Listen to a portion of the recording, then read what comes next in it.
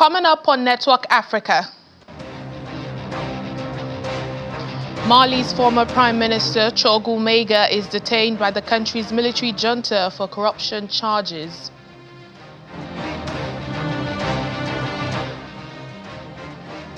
South Africa announces clear and decisive response to the 30% tariffs by the US on the country's export goods. Plus,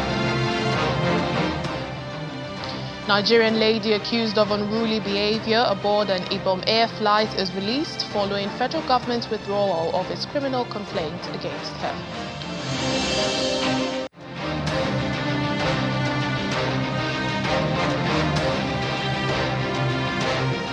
Hello and welcome to Network Africa. I'm Layo Olarini. We begin the program today in Mali, where former Prime Minister Maiga has been taken into custody to be detained by the country's military junta. Mr. Maiga was questioned earlier this month over alleged misuse of public property. He's now formally charged with corruption. The former Prime Minister served from 2021 until his dismissal in November 2024, days after criticizing the junta for delaying elections. Also, former Prime Minister Musa Mara, who was arrested on August the 1st for what the military called damages to the state's credibility after expressing support for jailed critics of the regime. Mali's military has been in power since coups in 2020 and 2021, and this year it extended leader the General Assimi Goita's rule by 5 years, despite earlier promises to return to civilian government.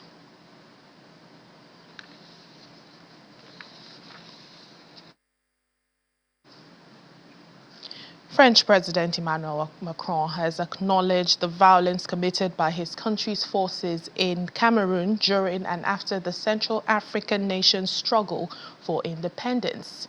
This followed a joint report by Cameroonian and French historians examining France's suppression of independence movements from 1945 to 1971.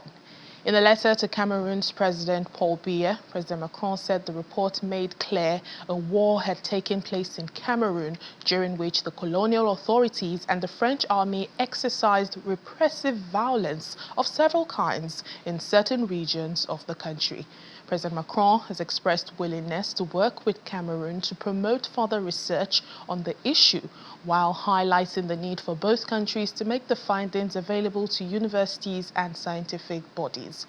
However, Mr. Macron fell short of offering a clear apology from France for the atrocities committed by French troops in its former colony, which gained independence in the year 1960. The United States has sanctioned an armed group accused of illicit mining in the Democratic Republic of the Congo as both the army and the Rwandan-backed M23 rebel group trade accusations of violating a recently reached U.S.-mediated ceasefire deal. U.S. Department of the Treasury says that it is blocking all interests and restricting transactions with Pareco FF. It's an armed group which controlled the key coltan mining site of Rubaya from 2022 to early 2024. Meanwhile, President Trump's administration had been pushing for U.S. access to the region's minerals. The U.S. is also sanctioning the Congolese mining company CDMC, saying it sold minerals that were sourced and smuggled from mines near Rubaya, and two Hong Kong-based export companies, East Rise and Star Dragon, which have been accused of buying those minerals from the armed group.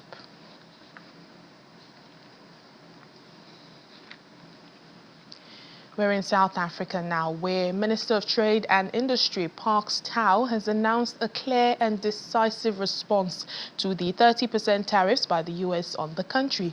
Mr. Tau made the announcement at a press conference in Pretoria, saying South Africa has accelerated its diversification efforts in export markets and also enhanced competitiveness to mitigate the economic impact of losing preferential trade access. The recent imposition of the 30% unilateral tariffs by the U.S. on our exports is a significant policy shift that necessitates a clear and decisive response. South Africa has accelerated its diversification efforts of export markets and enhance competitiveness to mitigate the economic impact of losing preferential trade, excuse me, preferential trade access. The diversification is a strategic imperative to ensure better resilience of our economy to economic shocks. This is not a plan B, it is a plan A for long-term resilience and competitiveness. We are committed to strengthening our relationship, particularly under the Africa Continental Free Trade Area, to build regional resilience. We will continue to work with the FCFTA and other countries as we ensure that we consolidate partnerships, including our European partners, towards enhancing our trade and investment relations in a manner that unlocks sustainable growth and development and entrenches South Africa in new supply chains. We're looking at Asia, including Japan, Vietnam, and Thailand, the Middle East, and India. We are pursuing these markets because we see growing demand, existing negotiations, and a positive reception to South African products. This is not just about trade numbers. It is directly linked to job protection. Diversification is about protecting rural livelihoods and sustainable agricultural growth for our people. To achieve this, government is deploying dedicated infrastructure for market expansion, including trade and agricultural attaches, increased export certification capacity, and a concerted effort to align our biosecurity standards with the requirements of these new markets. A high-level negotiating team, including both the DTIC and the Department of Agriculture, has been identified and is ready to engage the U.S. towards a mutually beneficial agreement.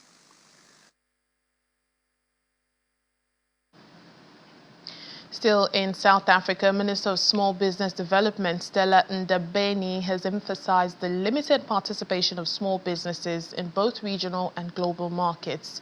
Speaking at the 2025 Pakistan-South Africa Trade Summit, she identified key barriers such as limited access to finance, inadequate infrastructure, and the shortage of effective business development agencies as major challenges. Well, the summit also spotlights opportunities across several high-growth sectors. It is about saying small business matters. We're growing economies, we're transforming economies, but we are also creating jobs. Because yes, the big firms are contributing to tax and the many other important things that they're doing, but jobs are created by smaller enterprises. And yet, the participation of small enterprises in regional and global value chains remain limited due to the structural challenges that even my brother spoke about. The barriers like the limited access to finance, the poor infrastructure, the lack of business development services, fragmented markets, and regulatory complexities. Those are what are really hammering the participation or the meaningful participation of small enterprises in the global and regional value chains. Or here in Nigeria, Ms. Comfort Emanson, the passenger accused of assaulting an Ibom Air staff, has been released after a Lagos court struck out the 5-count charge against her. At a briefing on Wednesday, Magistrate Olanrewaju Salami of the Samuel Ilori Courthouse, Ogba, Lagos, dismissed the case following the decision of the Lagos Airport Police Command to withdraw the charges unconditionally. Police Prosecutor Inspector Olubumi Adeton told the court the withdrawal was based on new facts presented to the command after Monday's arraignment. Well, earlier, the federal government had withdrawn its criminal complaint against Ms. Emerson, accused of unruly behavior aboard the Ibom Air flight on Sunday, and also reduced the flight ban on a popular Fuji music star Wasiu Ayinde Marshal, popularly known as Kwam 1. Minister of Aviation and Aerospace Development Festus Keyamo, in a press statement, said the decision was made after consultations discussions with stakeholders in the aviation sector. He explained that the resolutions came after reviewing the incidents, considering appeals from well-meaning individuals and the remorse shown by those involved, adding that Ibom Air had agreed to withdraw its complaint also against Ms. Emerson, who was arrested over the August 10 incident. But the government adds that the leadership of the Airline Operators of Nigeria have also agreed to lift the lifetime flying ban imposed on her. The myriad of challenges faced by ECOWAS nations, including economic and security, cannot be divorced from drug use and substance abuse. And it's a reason that the growing trend must be carefully and effectively tackled using data-driven approach. This informed a capacity-building workshop for the Nigeria Epidemiology Network on drug use by the ECOWAS Commission in collaboration with the National Drug Law Enforcement Agency in Lagos, where issues bordering on data collection, monitoring, lendo treatment demand indicator are addressed.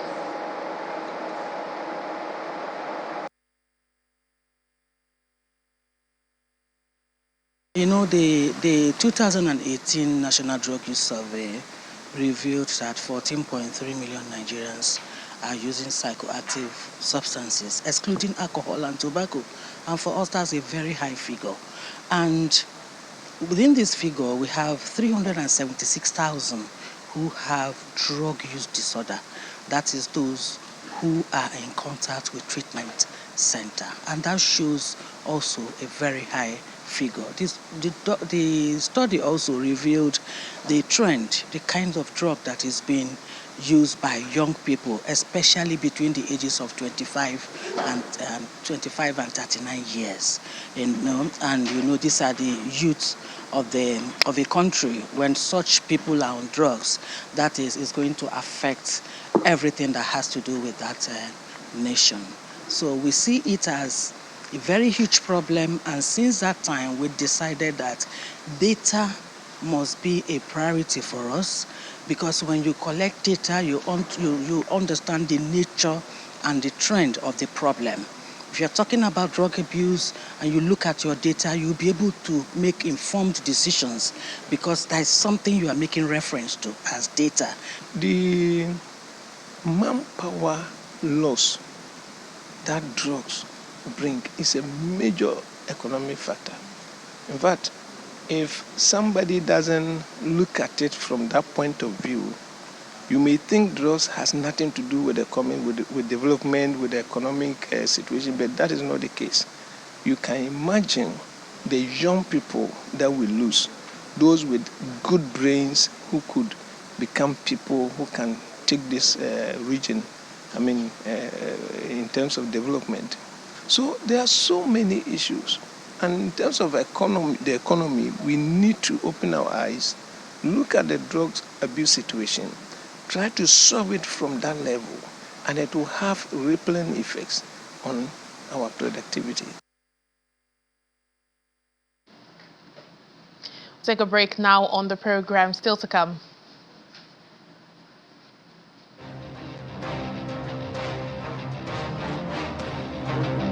Indigenous farmers in Cameroon show that protecting the rainforests and making a living can go hand in hand. We'll give you more details after the break. Please join us again.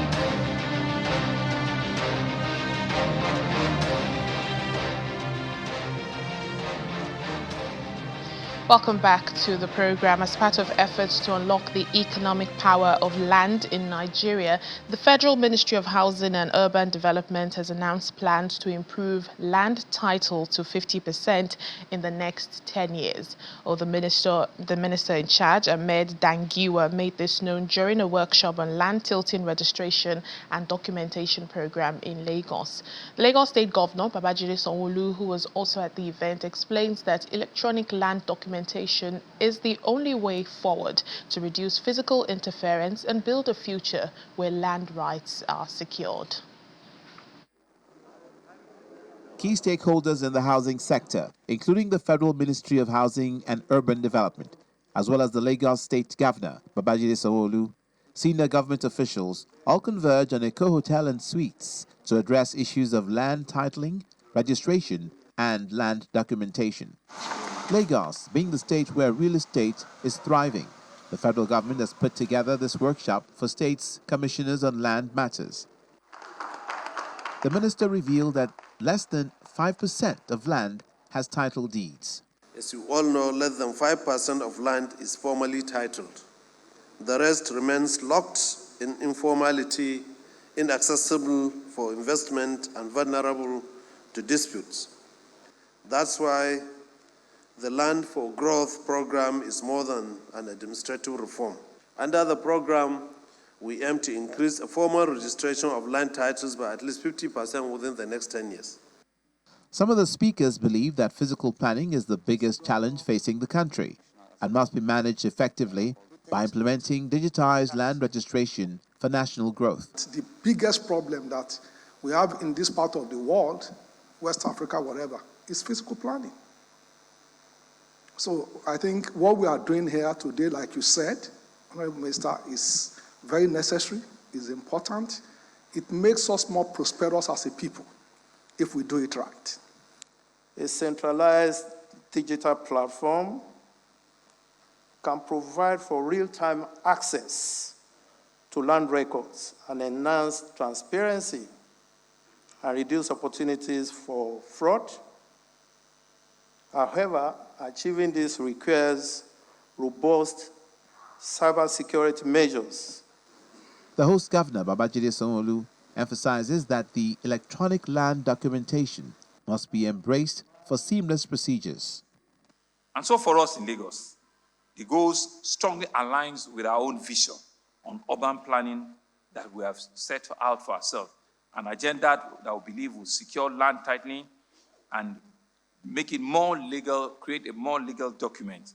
They had a foundation, in our view, of economic development, which will create a social stability, and it will also help us reduce the housing deficiencies that we have.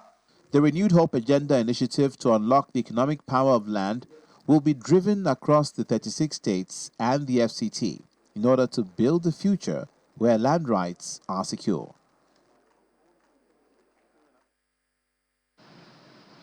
In Cameroon's cocoa heartland, indigenous farmers are showing that protecting the rainforest and making a living can go hand in hand. Global cocoa prices are rising, increasing pressure to clear more forests, but a new initiative is proving that higher yields don't have to come at the expense of nature. 26-year-old Rene walks through his family's small farm, inspecting each stalk for flowers that will soon become the prize beans driving a global chocolate boom. It wasn't always this way. For years, he struggled to make ends meet, and the temptation to clear more forest for bigger harvests was constant. Now he produces premium cocoa without cutting down a single tree. We live with the forest, and the forest lives with us. When we take care of the forest, it provides for us and helps our cocoa farms thrive.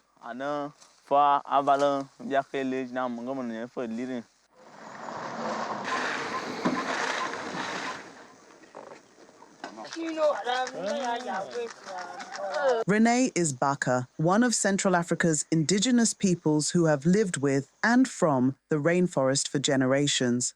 The forest is their pantry and pharmacy, but it's also under threat. Indigenous people, like the Baka community in Cameroon, are the guardian of the forest. They have been maintaining the forest for centuries.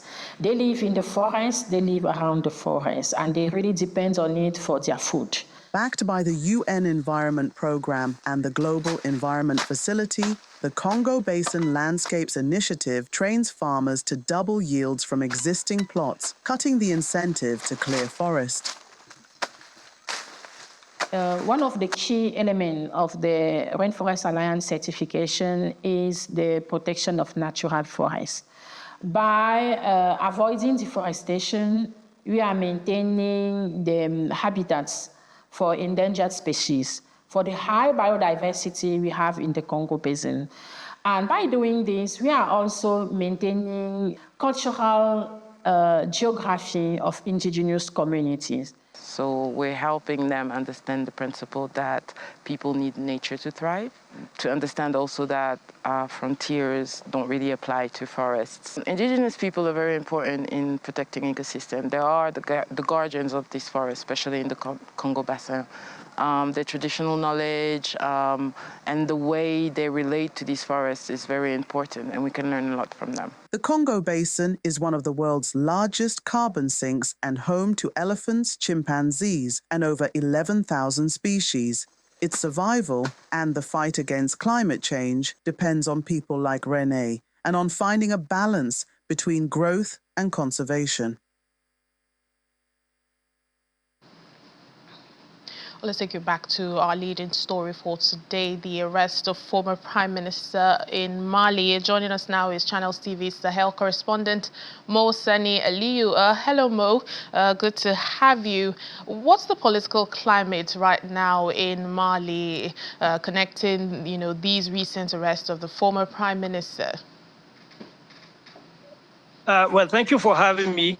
Right now, there is a lot of there are a lot of misgivings from some of the sources I spoke to in Ouagadougou, inside Mali, that is the capital, Bamako. Some of the sources I also spoke to in Bobo Dioulasso, which is a city in Burkina Faso near the border with Mali, are telling me that a lot of political activists have been crossing the border into Ouagadougou for fear of reprisals because of the activities that the military government is seeing as inimical to progress, as they say. There are a lot of newspapers and magazines and TV and radio commentaries that have been critical of the government recently. This is primarily because the government has decided to extend its stay in power for another 5 years, and which is renewable by another 5 years. So politically, it's possible that the Colonel Assimi Goïta government could be in power for the next 10 years. A lot of misgivings, I must say, are actually what the signs that I'm getting from inside the country right now. Yeah, and if you remember on Monday, we also discussed the arrest of, top military officials and over 40 soldiers. What message, perhaps is the junta trying to send with these arrests and, their intentions in the coming years? Yeah, interestingly, the military government in Mali has ratcheted up these arrests.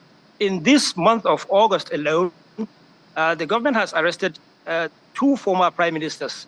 The first one, Musa Mara, was arrested on the 1st of this month, while Chogel Maiga, who had been the prime minister for over 2 years with this particular government, was also arrested just yesterday. Therefore, signaling that the government is not taking it lightly. It's taking every critical commentary in the news or on social media very seriously. Mr. Maiga himself was actually arrested after continually criticizing the military government on his Twitter page, that is X. He's been warned, according to some of the sources I spoke to, the military government had warned him to stay away from making any political remarks, but it seems he is hell-bent on doing that, according to a source I spoke to this morning. All right, then, Mo Sani Aliyu, Channels TV Sahel correspondent. Thank you. Thank you for having me. And as we end the program today, here's our fun fact about the continent. Did you know Rwanda is famously known as the land of 1,000 hills and is a prime location for viewing mountain gorillas in their natural habitat, particularly within Volcanoes National Park? Well, the country offers a unique and responsible wildlife tourism experience, with trekking contributing to vital conservation efforts for these endangered animals. So if you want to see a mountain gorilla, Rwanda might just be your next destination. If you didn't know, now you know.